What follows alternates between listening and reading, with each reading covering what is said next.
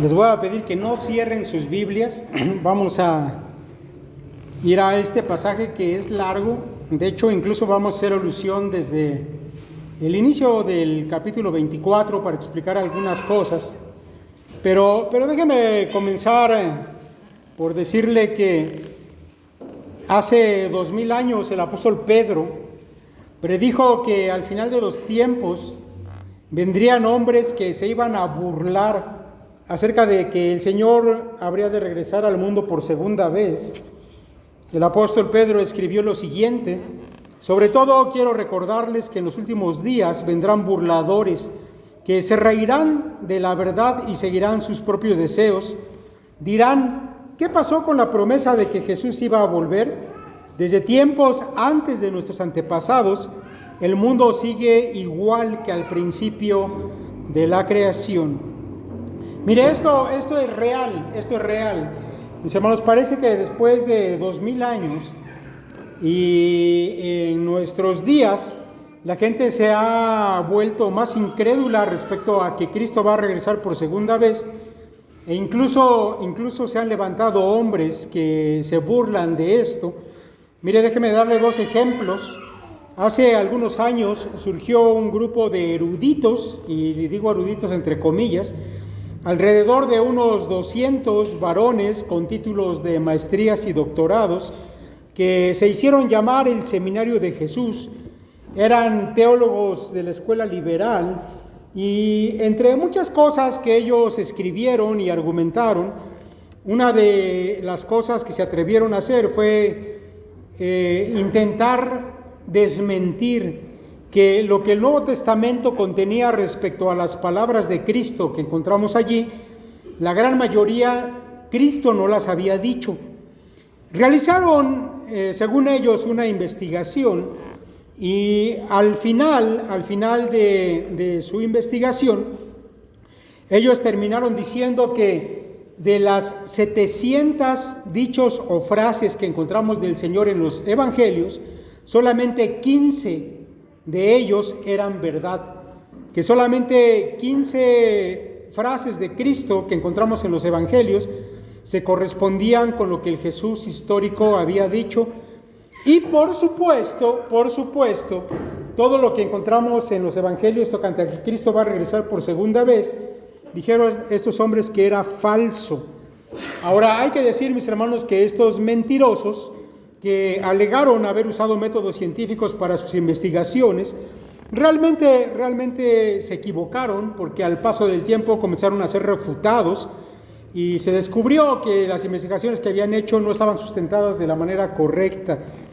Pero mire, este es solamente un ejemplo de la gente que ha surgido y que ha tratado de echar abajo o de burlarse de la creencia de que Cristo regresa por segunda vez.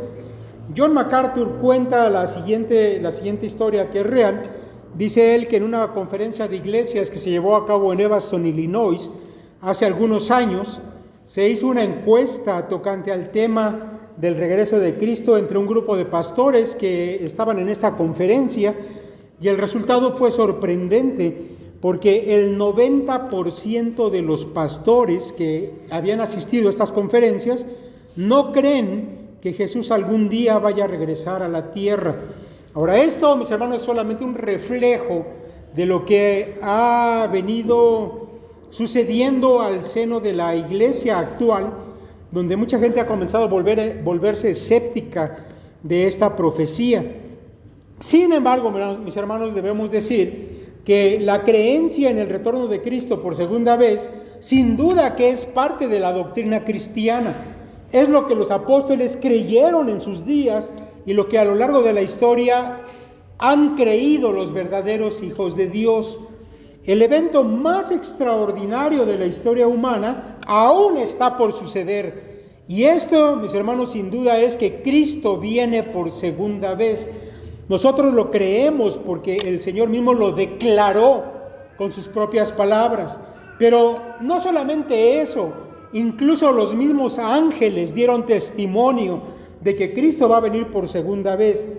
Porque mientras que el Señor estaba siendo alzado al cielo después de haber resucitado, nos cuenta el libro de Hechos que un par de ángeles aparecieron a los discípulos. Y le voy a leer este párrafo que tenemos allá en Hechos capítulo 1. Dice: y mientras se esforzaban por verlo ascender al cielo, 2 hombres vestidos con túnicas blancas de repente se pusieron en medio de ellos y dijeron: hombres de Galilea, ¿por qué están aquí parados mirando al cielo? Jesús fue tomado de entre ustedes y llevado al cielo, pero un día volverá del cielo de la misma manera en que lo vieron irse. Mis hermanos, sin duda que la palabra de Dios deja bien claro que el Señor va a volver por segunda vez. Mire, ya previo a entrar al estudio de este texto que tenemos el día de hoy por delante y que es muy amplio, quiero decirle o quiero leerle la manera en que el doctor Carballosa, que es uno de los expertos reconocidos en temas escatológicos, resume lo que es la doctrina de la venida de Cristo. Y él dice: la venida de Cristo en primer lugar es literal, es decir, que será una realidad o un hecho histórico y no una ilusión ni una idea mística. Porque yo debo decirle que a lo largo de la historia hay quienes han pensado que el regreso de Cristo solamente es un asunto místico, pero no real ni histórico. Número 2, dice Carballosa, que Cristo vendrá de manera visible, porque Apocalipsis 1:7 dice que todo ojo le verá. Y ciertamente aquella generación que vive en los días en que Cristo regrese, todos lo van a ver viniendo hacia la tierra. Número 3, que la segunda venida de Cristo será corporal o física. No será su espíritu, sino que será Él de manera visible, tangible y corporal. Y esto, mis hermanos, es bueno aclararlo porque tenemos algunas sectas, como por ejemplo los Testigos de Jehová, que los muy mentirosos habían dicho que el Señor iba a regresar de manera física en un cierto año y dieron una fecha. Y resulta que cuando ese año llegó y Cristo no vino, incluso ellos habían ya preparado una mansión para recibir a Cristo físicamente. Esa mansión existe hasta el día de hoy allá en los Estados Unidos. Ellos dijeron: bueno, es que sí vino, pero no vino de manera corporal, vino de manera espiritual. Y eso, mis hermanos, es una creencia que ellos sostienen hasta el día de hoy en su sarta de mentiras que ellos dicen acerca de Cristo. Pero no será así. Cristo va a venir de manera física, corporal, tangible. Número 4, la venida del Mesías será también judicial. Es decir, cuando Cristo venga por segunda vez, no va a venir ya para salvar, sino va a venir para juzgar. La primera vez que el Señor vino a salvar a los pecadores, pero la segunda vez vendrá para juzgar a la humanidad rebelde. Y finalmente, en número 5, el Mesías vendrá para reinar como el rey heredero del trono de David. Todo esto, mis hermanos, sin duda que lo vamos a ver en cierta medida en el pasaje del cual vamos a hablar el día de hoy. Así que vayamos, mis hermanos, a este pasaje. Escuche usted lo que dice a partir del verso 29, ya lo leímos, pero lo voy a volver a leer para ir comentando algunas cosas a medida que vayamos avanzando. No va a ser una exposición de manera detallada, solamente iré comentando los puntos principales de cada porción, porque si no, mis hermanos, no vamos a terminar. Dice la palabra de Dios: e inmediatamente después de la tribulación de aquellos días, el sol se oscurecerá y la luna no dará su resplandor, y las estrellas caerán del cielo, y las potencias de los cielos serán conmovidas. Entonces aparecerá la señal del Hijo del Hombre en el cielo, y entonces lamentarán todas las tribus de la tierra, y verán al Hijo del Hombre viniendo sobre las nubes del cielo con poder y gran gloria, y enviará a sus ángeles con gran voz de trompeta, y juntarán a sus escogidos de los 4 vientos, desde un extremo del cielo hasta el otro. Mire, quiero comenzar por decirle que la profecía bíblica, mis hermanos, se distingue de la profecía hecha por simples humanos entre muchas cosas, porque la profecía bíblica es precisa en seguir una cronología de los eventos que se describen, pero también es precisa en los detalles acerca de las cosas que se están anticipando, pero además es consistente a lo largo de toda la Escritura respecto a esa cronología y a esos detalles. Mire, esto lo digo, mis hermanos, porque ciertamente han surgido a lo largo de la historia muchos profetas falsos que vienen con una sarta de cuentos, y usted se puede dar cuenta que son profecías falsas, porque no siguen una cronología bien establecida y tampoco son claros en los detalles. Usted ha escuchado seguramente alguna vez las famosas profecías de Nostradamus, que no son otra cosa que palabras dichas por este hombre que la gente que lo sigue va acomodando a ciertos eventos que van sucediendo, pero por supuesto no hay ninguna cronología ni ningún detalle al respecto de esto. Mire, debo decirle que lo que estamos considerando en este texto que acabo de leer es la continuación de lo que el Señor está haciendo aquí en forma de sermón, de un sermón escatológico, y que comenzó allá en el primer verso del capítulo 24, y quiero que le dé vuelta ya a la hoja de su Biblia y vea 24:1. Voy a leer los primeros 2 o 3 versos para ponernos en el contexto de unas preguntas que el Señor va a contestar. Este sermón escatológico es la respuesta del Señor a unas preguntas que le hicieron sus discípulos. Dice: cuando Jesús salió del templo y se iba, se acercaron sus discípulos para mostrarle los edificios del templo. Respondiendo él, les dijo: ¿veis todo esto? De cierto os digo que no quedará aquí piedra sobre piedra que no sea derribada. Y estando él sentado en el monte de los olivos, los discípulos se le acercaron aparte, diciendo: dinos, ¿cuándo serán estas cosas? ¿Y qué señal habrá de tu venida y del fin del siglo? Ahora, mis hermanos, ¿qué señal habrá de tu venida y del fin del siglo, es decir, el fin del mundo? A estas preguntas es que el Señor va a responder en los versos que tenemos por delante. Mire, déjeme decirle que en esta respuesta que el Señor da hay una secuencia de eventos que iban a tener lugar entre el tiempo de la primera venida y el tiempo de la segunda venida, una secuencia de eventos, una serie de señales que iban a ir en aumento conforme fuera transcurriendo el tiempo. Cosas como guerras y rumores de guerras, pestes, hambres y terremotos iban a ir siendo más frecuentes y más intensos a medida que el tiempo del fin se fuera acercando.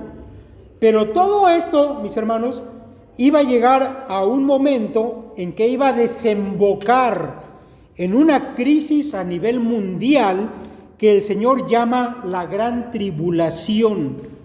Y lo llama la Gran Tribulación para que no se confunda uno, para que no uno piense que cualquier tiempo de tribulación, porque a lo largo de la historia han venido muchos tiempos de tribulación sobre los creyentes y también sobre la humanidad en general, que cualquiera pudiera decir: esta es la tribulación de la que Cristo habló. No, el Señor le llama y le denomina de esa manera, Gran Tribulación, y se lo voy a leer. Versos 21 y 22, dice el Señor: porque habrá entonces gran tribulación, cual no la ha habido desde el principio del mundo hasta ahora, ni la habrá. Y si aquellos días no fuesen acortados, nadie sería salvo, mas por causa de los escogidos, aquellos días serán acortados.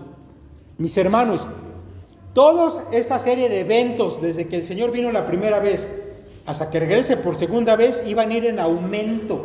Terremotos, pestes, guerras, hambres, pero todo eso iba a llegar a un momento del tiempo de una gran crisis a la que el Señor llama la Gran Tribulación. Esta Gran Tribulación, mis hermanos, no es otra cosa sino el tiempo en que el Señor va a derramar sus juicios sobre la humanidad que vive en ese momento. Pero debo decir algo más. También en este tiempo de crisis, mis hermanos, el mal va a llegar a su clímax y se va a manifestar la obra de Satanás a través de un hombre a quien la Escritura llama el hombre de pecado, el anticristo. No es cualquier anticristo, este es el anticristo escatológico del que la Escritura ha hecho mención. Estamos hablando de la máxima creación de Satanás, mediante la cual él va a engañar a los moradores de la tierra. Esa manifestación del hombre de pecado va a llegar a su punto blasfemo más alto durante este tiempo que se llama la gran tribulación. Ahora, ¿cuál es el punto más alto de blasfemia de este hombre de pecado? Mis hermanos, el tiempo de la gran tribulación es un tiempo corto. El Señor dijo que si fuera un tiempo más largo, nadie iba a sobrevivir. De manera que va a ser un tiempo corto y está determinado. Es un tiempo que dura 7 años nada más. Pero ¿cómo vamos a saber sin lugar a dudas que la gran tribulación está sucediendo? Porque el Señor dice que a la mitad de esos 7 años va a tener lugar algo que Él llama la abominación desoladora. Ahora, esta abominación desoladora es mencionada por primera vez por el profeta Daniel. El Señor Jesús dice: por tanto, cuando veáis en el lugar santo la abominación desoladora de que habló el profeta Daniel, el que le entienda, entonces los que están en Judea huyan a los montes. El que esté en la azotea no descienda para tomar algo de su casa, y el que esté en el campo no vuelva atrás para tomar su capa. Mas ay de las que estén encinta y de las que críen en aquellos días. Orad pues que vuestra huida no sea en invierno ni en día de reposo. Mis hermanos, esta abominación desoladora, para que le quede clara, no es otra cosa sino la profanación del lugar santo en el templo judío, que habrá sido reconstruido para entonces. Ahora, aquí, mis hermanos, estamos hablando de cosas ya muy específicas. Usted sabe que en los últimos años se ha levantado un grupo de judíos, sobre todo ortodoxos, que están pugnando y están haciendo lo necesario para que el templo judío se vuelva a reconstruir una vez más en Jerusalén. Usted sabe también que hay algo que impide que ese templo sea construido, y eso es que justamente allí donde el templo antes estaba, los musulmanes construyeron una mezquita que no se puede quitar, porque el día que los judíos quieran quitar esa mezquita, 1,000 millones de musulmanes se les vienen encima. Pero déjeme decirle algo, simplemente para que se ponga a pensar un momento. Mire, todo lo que está ocurriendo en este momento allí en Gaza, que el ejército israelita está arrasando toda esa región, y que para este tiempo, bueno, Irak ya ha sido destruido por los norteamericanos, que Siria acaba también de caer, que lo que son los libaneses también ya los arrasó Israel. Solamente hay un solo país que pudiera hacerle frente al pueblo israelita y a los norteamericanos para destruir esa mezquita. Solamente hay una nación hasta este momento. Y los que se dedican al estudio, mis hermanos, de la geopolítica, están de acuerdo en que Irán es la única nación que se podría oponer y que tendría la fuerza para hacerlo e impedir que se destruyera aquella mezquita. Pero es una verdad, y es probable que en los próximos años Irán sea también destruido por americanos y por judíos, y cuando esto se llegue a suceder, mis hermanos, aquella mezquita va a ser quitada. Esto pudiera suceder ya en estos días. Y de inmediato, ¿sabe lo que va a pasar? Que el templo judío va a ser reconstruido. Y no crea que van a pasar años. Ese templo se puede levantar en solamente unos meses. Ahora, es necesario que ese templo esté de pie para que suceda lo que el Señor llama la abominación desoladora. ¿Sí? Quiere decir que el tiempo de la tribulación pudiera ya suceder en poco tiempo. Ahora, esto se lo digo simplemente para que lo reflexione, porque como ya lo hemos dicho, hay gente que piensa que, pues quién sabe cuándo venga el Señor, ¿no? A lo mejor viene, pero pues a lo mejor tardan 100 años o 200, no sabemos. Bueno, déjame decirle que no están así. Y ya estamos, mis hermanos, vislumbrando cosas dentro de esas señales que el mismo Señor Jesús ha anticipado. Ahora déjeme decirle, entonces la abominación desoladora es la profanación del lugar santo en el templo. Esa profanación consiste en que el anticristo va a colocar una estatua suya en el lugar más sagrado del templo y va a obligar a la gente que vive en ese tiempo a que adoren su estatua. Eso no lo digo yo, eso lo dice la Escritura.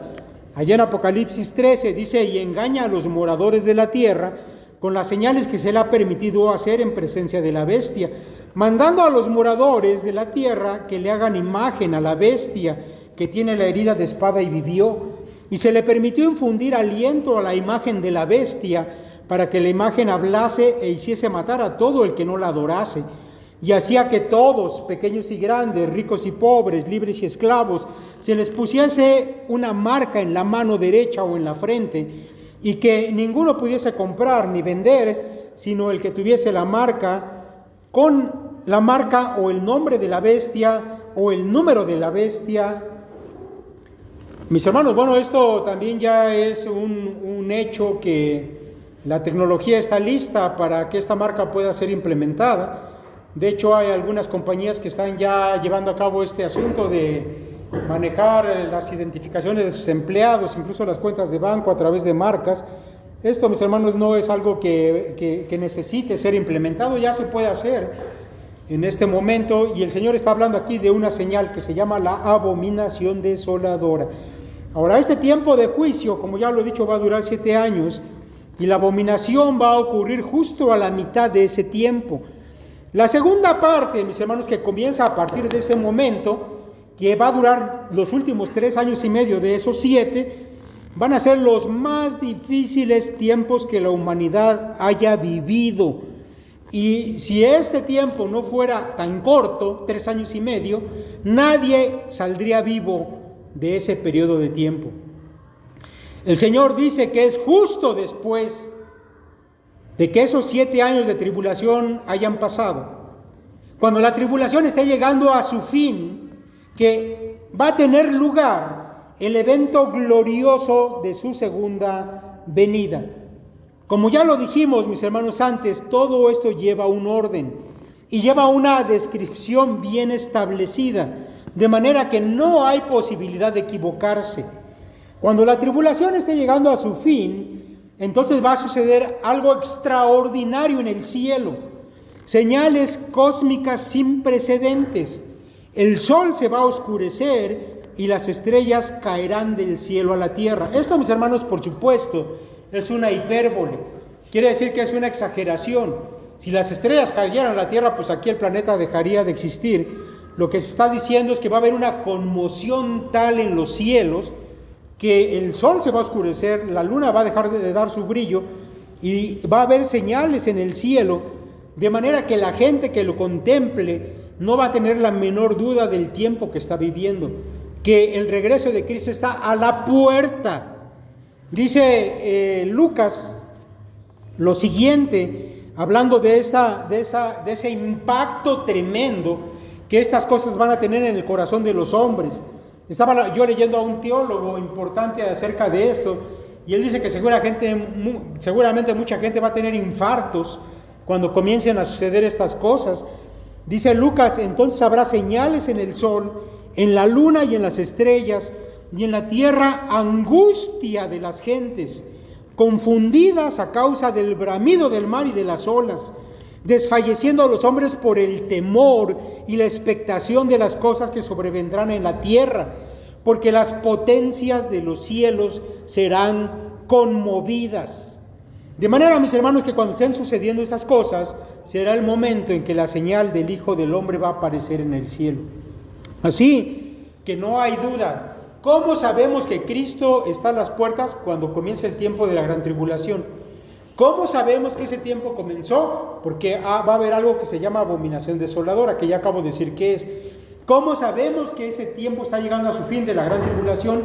Porque va a haber una conmoción de niveles cósmicos.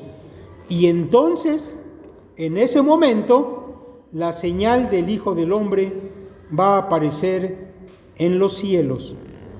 Ahora, déjeme decirle que muchos han especulado respecto a qué tipo de señal se está refiriendo el Señor aquí. ¿Qué es la señal del Hijo del Hombre?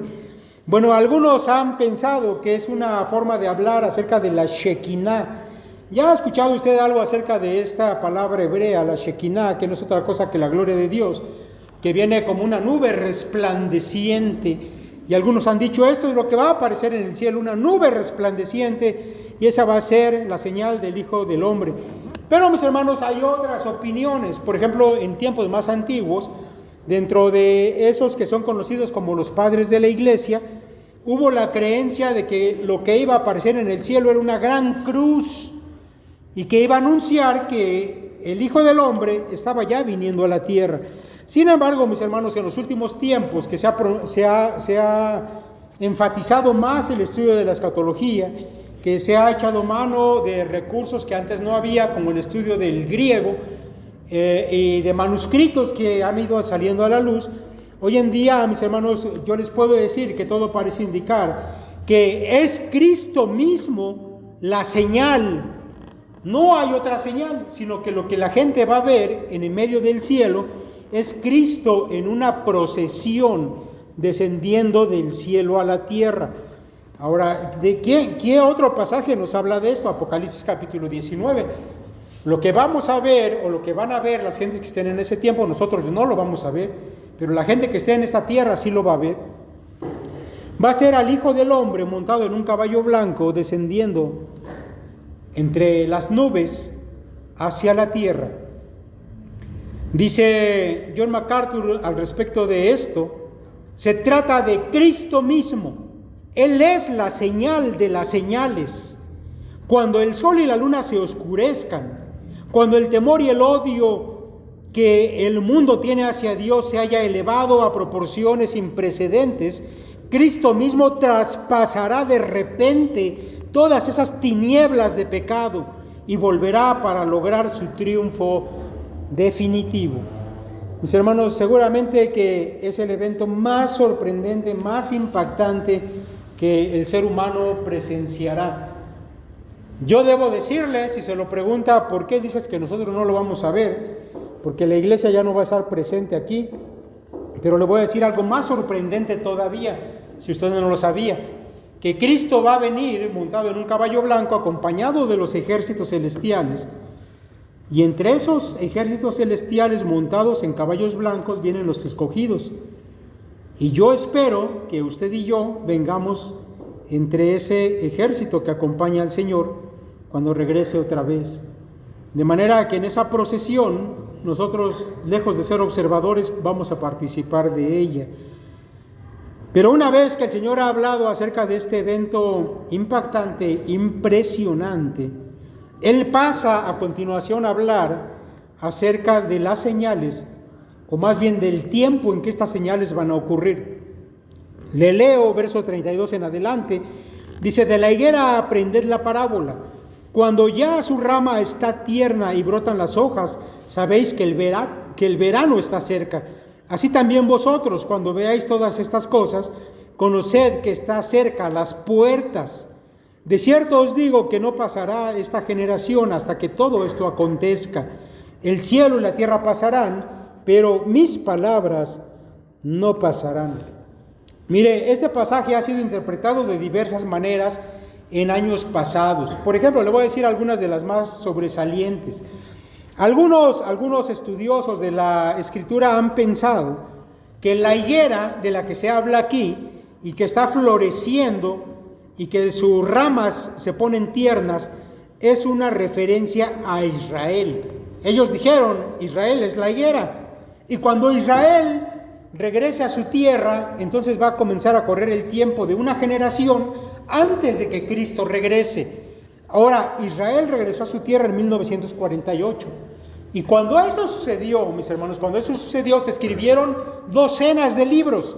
De hecho, yo tengo algunos de los libros que hablaban acerca de eso. Y dijeron: Israel ya está en su tierra y solamente falta que transcurra el tiempo de una generación y Cristo va a regresar. Para los judíos, mis hermanos, el tiempo de una generación son 40 años. De manera que esto anticipaba que 1988 era el año en que se tenía que esperar el regreso físico de Cristo. Pero ¿sabe qué? 1988 llegó y Cristo no regresó, y entonces esta postura, esta idea, esta enseñanza pasó de moda, fue descartada. Otros han pensado que de plano el Señor se equivocó, que cuando él dijo esas palabras a sus discípulos, les estaba declarando que todo se iba a cumplir en un lapso de una generación. Pero los discípulos pasaron ese tiempo, murieron y Cristo no regresó. Y las cosas que él había anunciado no se cumplieron. Entonces dijeron, bueno, simplemente el Señor se equivocó. Mis hermanos, obviamente nosotros sabemos que Cristo no se equivoca, y menos aún tocante a su propio regreso. De hecho, lo común es que los hombres yerren al interpretar las palabras del Señor, y esto es sin duda lo que ha pasado. Pero mire, para dar una interpretación correcta a este pasaje, simplemente debemos entender cuál es el propósito de las palabras de Cristo en su propio contexto. Hasta aquí, mire, el Señor ha hablado de su regreso en gloria y ha dado una cronología de eventos al respecto que anuncian cuándo va a ser. Pero queda una pregunta: ¿cuál es el tiempo en que esto se cumplirá? ¿Cuándo estas señales van a comenzar a ocurrir? Bueno, la higuera de la cual el Señor está hablando aquí es una planta que los judíos conocían perfectamente, porque la mayoría de los judíos plantaban higueras en su patio y muchas veces se sentaban allá a leer las Escrituras a la sombra de las higueras.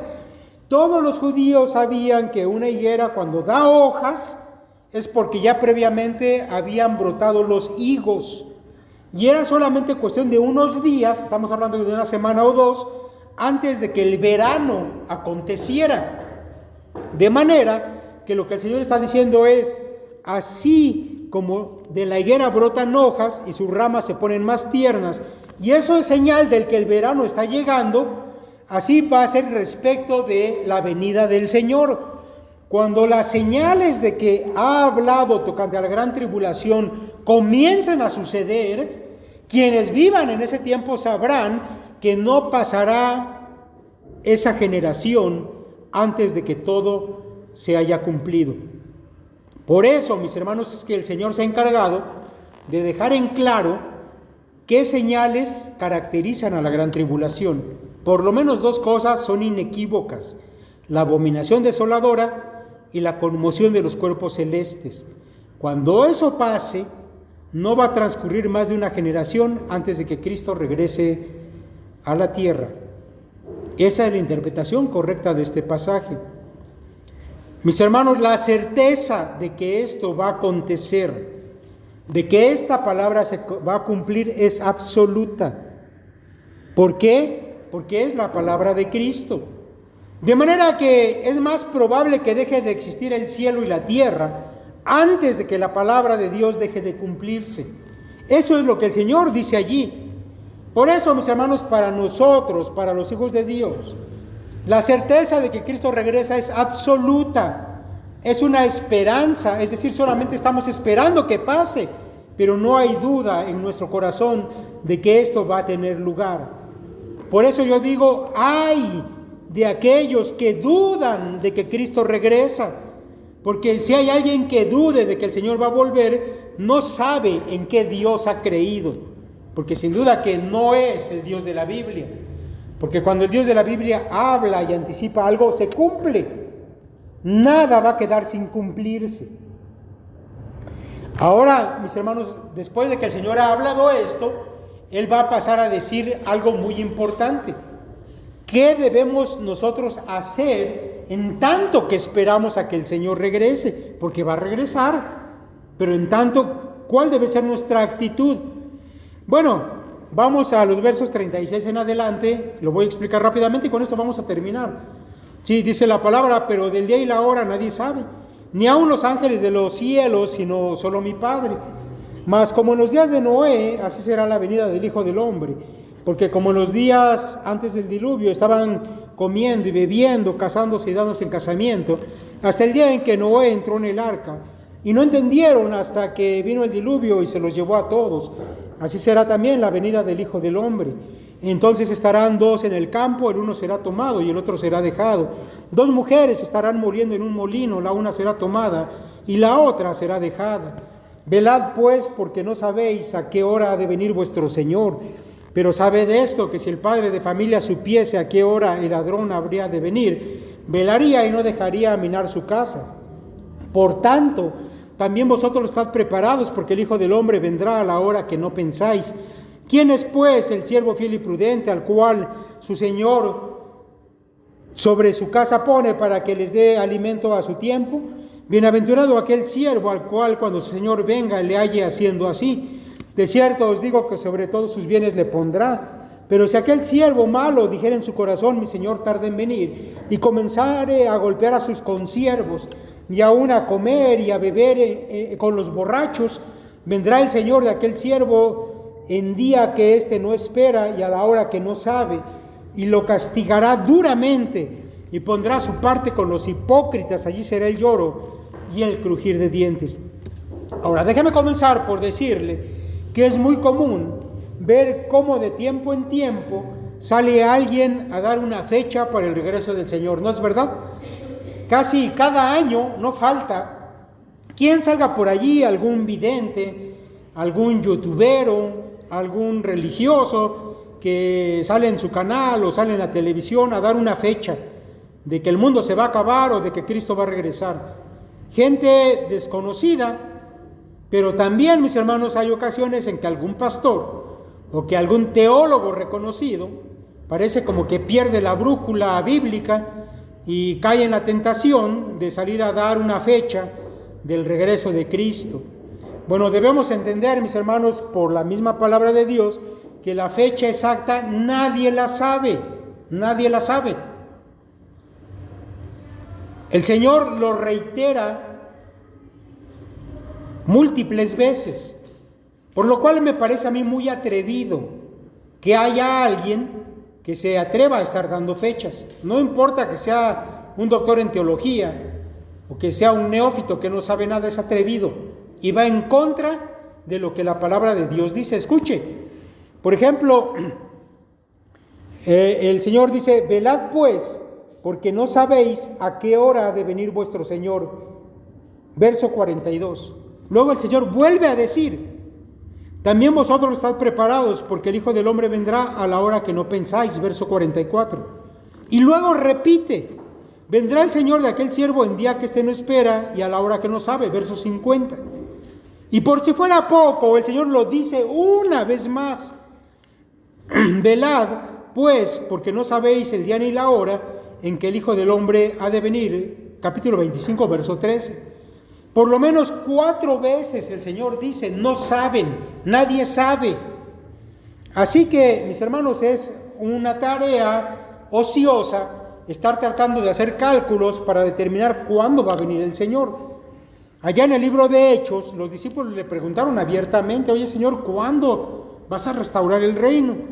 Y la respuesta de Cristo es: no os toca a vosotros saber los tiempos o las sazones. No les toca a ustedes, sino que dice el Señor: el Padre puso esto en su sola potestad. Ahora, en alguna ocasión, alguien me preguntó, alguien me dijo: pero ¿cómo se cumple eso de que nadie lo sabe? Si cuando ocurra la abominación desoladora, por ejemplo, ya vamos a saber cuándo Cristo va a regresar. Por fin, nadie sabe, o sí va a haber quien lo va a saber. Bueno, mis hermanos, déjenme explicarle esto. Es obvio que estas señales tan específicas se dieron precisamente para saber qué tan cerca está el regreso del Señor.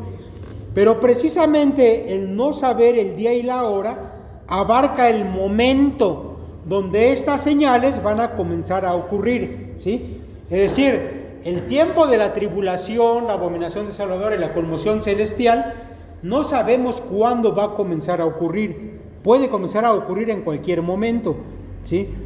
John MacArthur al respecto comenta lo siguiente, dice él: en todos esos versículos los términos día y hora no se refieren solo al momento específico de su manifestación final y gloriosa, sino también en un sentido más amplio al marco temporal escatológico en que estos eventos se desarrollarán. Del día y la hora es una frase que puede entenderse como una sinécdoque que abarca la cronología entera de la segunda venida. La cuestión acerca de cuándo empezarán a suceder todos estos eventos se deja de forma deliberada en el plano de lo misterioso. Así que en verdad nadie sabe cuándo va a suceder. Cuando aparezcan las primeras señales, entonces ya comenzó a suceder. Sí, pero ese tiempo nadie sabe cuándo tendrá su comienzo. Ahora, el Señor, mis hermanos, compara a los hombres de esa última generación antes de su regreso con la que vivió en los días de Noé.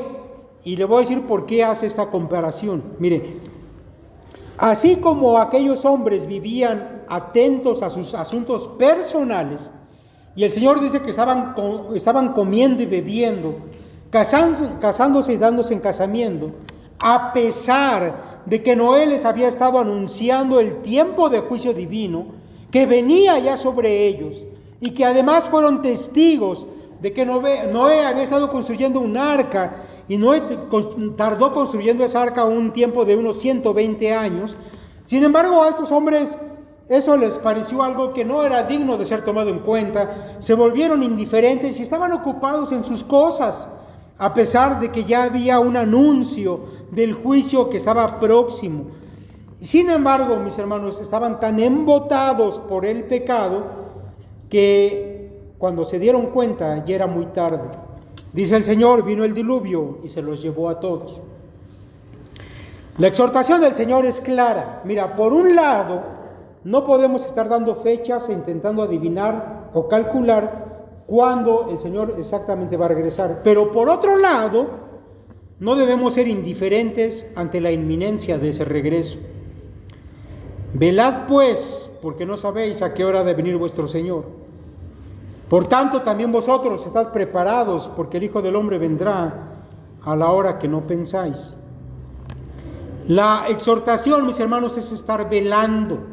Es decir, estar en un estado de alerta, de vigilancia constante, preparados en todo momento, porque en cualquier momento puede comenzar a ocurrir. El Señor, de hecho, hace un símil, que es un símil muy interesante.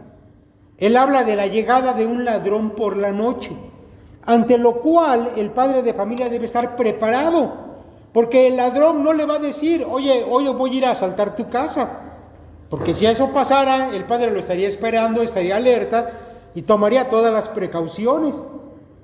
De manera, mis hermanos, que el Señor utiliza este símil para hablar de su regreso. El regreso de Cristo es inesperado, pero va a ocurrir y debemos estar preparados. Este símil de ladrón no solamente lo emplea el Señor, va a aparecer a lo largo del Nuevo Testamento. Por ejemplo, el apóstol Pablo dice, vosotros sabéis perfectamente que el día del Señor vendrá así como ladrón en la noche, 1 Tesalonicenses 5. También el apóstol Pedro dice, el día del Señor vendrá como ladrón en la noche, en el cual los cielos pasarán con gran estruendo, y los elementos ardiendo serán deshechos, y la tierra y las obras que en ella hay serán quemadas. Juan registra las siguientes palabras de Cristo: si no velas, vendré sobre ti como ladrón, y no sabrás a qué hora vendré sobre ti. Apocalipsis 3. Pero una vez más, en Apocalipsis 16 encontramos, he aquí yo vengo como ladrón, bienaventurado el que vela y guarda sus ropas, para que no ande desnudo y vean su vergüenza. Mire, esto, mis hermanos, es una frase reiterativa, porque es importante que estemos preparados, que no nos durmamos en nuestras rutinas de todos los días, que pensemos o vivamos como si Cristo nunca fuera a regresar. Por eso es una exhortación que está constante en el Nuevo Testamento. Ahora, déjeme añadir algo más. Mire, para la iglesia de Cristo, el regreso de Cristo por ellos es aún más sorpresivo todavía, porque para la iglesia la palabra habla de un rapto, y de ese rapto no hay ninguna señal previa. El rapto puede ocurrir hoy, ahorita que estemos saliendo del templo, al rato que usted esté listo para comer, o en la noche, o mañana, o el día que sea. Cristo puede raptar a su iglesia en un abrir y cerrar de ojos. Por eso, estas palabras de velar, de estar listos, mis hermanos, por supuesto que aplican también a la iglesia. También tenemos que estar preparados. Ahora, déjame decirte algo. Si no estás a cuentas con tu Señor, ¿qué estás esperando para hacerlo? Si estás viviendo en pecado, ¿qué esperas para abandonar ese pecado? Ponte a cuentas. No vivas como los hombres de los tiempos de Noé, que vivían como si el día del juicio no fuera a llegar. Pero llegó y fue demasiado tarde. Si tienes algo pendiente entre tú y Dios, hazlo. No lo dejes para otro día. No hagas oídos sordos a la exhortación del Señor, porque mañana puede ser demasiado tarde.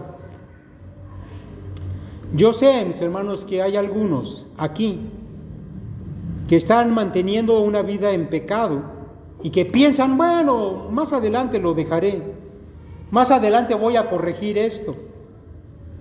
Te equivocas si no te pones a cuentas hoy. Si estás dejando de hacer algo que deberías haber hecho, yo te digo, hazlo ya. Lo que te corresponde hacer como buen siervo, hazlo. Porque el Señor machaca acerca de esto. A continuación, Él va a añadir una parábola para ilustrar que entre tanto que Él viene, debemos vivir con fidelidad a nuestro Señor. Y aquí en esta parábola vemos a un siervo, un esclavo, que ha sido dejado a cargo de administrar los bienes de su Señor, porque su Señor salió de viaje. Y entre tanto que regresa, él debe administrar esto. Este esclavo sabe que su Señor vuelve, pero no sabe cuándo. Así que él administra y es fiel en hacerlo. Cada día que el Señor no está, él se ocupa de lo que le toca. Ahora, esta ilustración o esta parábola, mis hermanos, habla acerca del cuidado que debemos tener de nuestra propia vida, de los talentos y de los bienes materiales que recibiste de tu Señor. Porque ya que Él te constituyó administrador, es de esto. Yo sé que hay algunos que piensan que su vida le pertenece y que sus bienes les pertenece, pero mis hermanos, esto no es una visión cristiana. Si tú eres verdadero hijo de Dios, sabes que tu vida no te pertenece, que lo que tú tienes Dios te lo ha dado, y que Dios te ha encomendado todo eso para que tú lo administres con sabiduría, y que cuando Él regrese te va a pedir cuentas de lo que has hecho con todo eso. Él te va a pedir cuentas de tu tiempo, de tu familia, de tu dinero, de tus hijos, de tu propia vida. Sin duda, mis hermanos, que también, aparte de todas estas cosas, el Señor te va a pedir cuentas del trabajo que has hecho respecto de tus consiervos en la congregación que también te puso el Señor. Porque aquí habla también el Señor de alimentar a los consiervos. Tú vives en medio de una congregación que es la Iglesia de Cristo. ¿Qué haces al respecto de esa congregación? ¿Realmente eres de bendición para la congregación? ¿Realmente sirves para alimentarla espiritualmente o materialmente, o tienes algún cuidado de tus hermanos?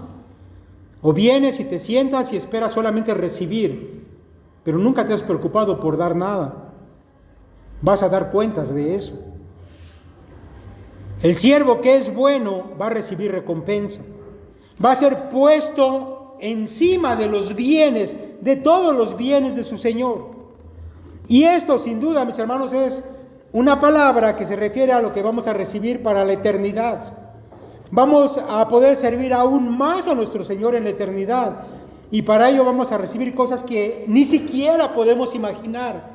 Cosas extraordinarias de las cuales el Señor nos va a poner como administradores. Pero en cambio también hay aquellos siervos que son malos. Aquellos que han descuidado la administración de su propia vida. Que han descuidado la correcta administración de sus bienes, de su familia, de sus hijos, que se han ocupado más en divertirse y en vivir de manera desordenada, y que si el Señor viniera y te pidiera cuenta de lo que tú has hecho con tu vida y con la vida de tu familia, no vas a dar buenas cuentas.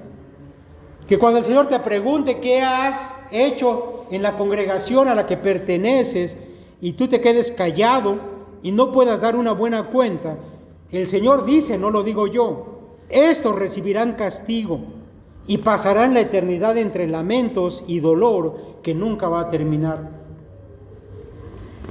Mis hermanos, sin duda que la doctrina del regreso de Cristo es extraordinaria, para los que amamos esta verdad, para los que la esperamos con ansia.